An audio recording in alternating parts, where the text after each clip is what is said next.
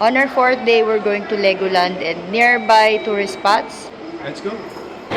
After 2 trains and 48 minutes from Coco Hotel, we are here in Legoland! So happy siya. Maulan pero okay lang, i-enjoy namin to.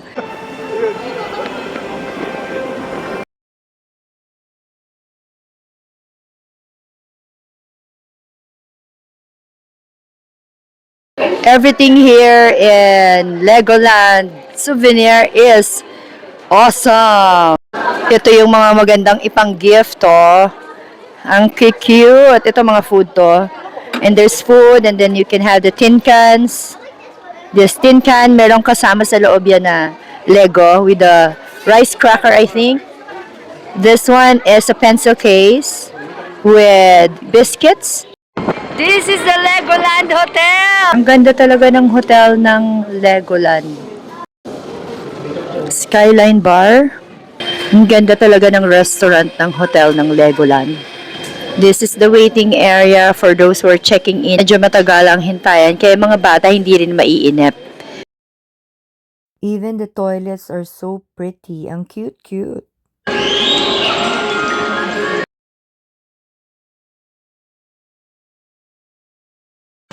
This is how you order here. And then, you just wait. Yeah, may area for the children. So, ma-enjoy din nila while waiting for the food. Stir-fried noodles, regular ramen, gulay on the side. Dahil na-curious na naman kami, mahaba ang pila. Sana masarap to. Mamon din. Yes or no? Yes, for $7.93. This is the Gate Tower Mall where most brands and restaurants are located. Marami diyang mabibilihan na mahal. Meron ding mura like Uniqlo and Gu. Exploring Sake at this time on our fourth day. Maulan kaninang umaga hanggang hapon.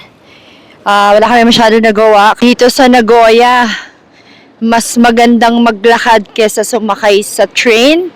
Kasi sometimes yung walking will take only like 8 minutes. Sa train kasi paikot. Ang mangyayari na dodoble, minsan mas mahaba pa ng mga 5 minutes. Kung nagtitipid kayo, itong Fuji Sauna and Capsule, dyan pwede magstay. Kung single ka lang, eto yung sinasabi ng cousin ko ni Ate Helen. They also have a small version of the Shibuya crossing in Tokyo. Yan. This is GU Store. Sister company to ng Uniqlo. Favorite ni Love dito, kaya andito na naman kami. Halos kapareho din ng mga items ng Uniqlo. Although I think slightly mas mura. I like Japanese fashion talaga. Ito, meron na rin ganitong mall sa atin sa BGC. Mitsukoshi. Sake Street. Where branded items are. This building is for toy enthusiasts. Para kay Jan yan. And this will be our last stop for our fourth day here in Nagoya. Good night. See you tomorrow.